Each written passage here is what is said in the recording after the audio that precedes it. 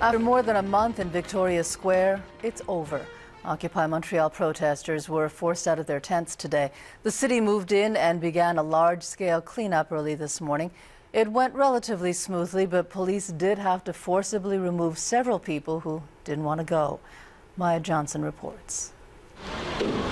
Police and city workers moved in before 9 a.m. One last wake-up call and warning for occupiers. The city will no longer tolerate tents at Victoria Square. Their mindset changed 180 in the space of a week.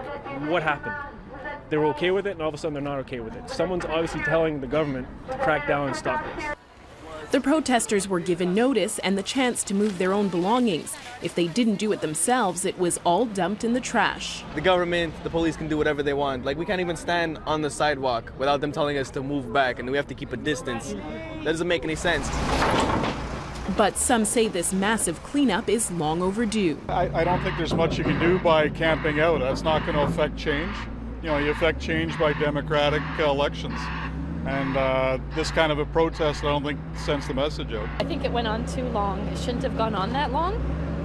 Yeah, I'm surprised. It was a while before some protesters left their tents. Yeah, well, you know, I'm busy smoking a joint right now, so... Others tied themselves together with rope and refused to leave until police stepped in. 16 people were escorted away from the square in handcuffs, but police didn't lay any charges. Those who wouldn't walk away on their own were carried out, but there was no violence. If you look at the operation, you saw police officers, they were calm, you know, it was done with respect. Protesters say they're being unfairly targeted and stereotyped. Laziness, I don't think so. For someone to be lazy, you wouldn't leave the comfort of your house to come in a tent. Why would you do that?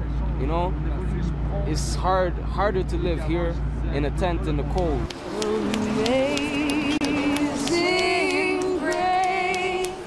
Now that the tents are gone, they're trying to figure out what comes next. The movement hasn't stopped, that's for damn sure. This is only the beginning. And they say this eviction will only fuel them to go further. We're not 99%, we are one. We're one. Maya Johnson, CTV News.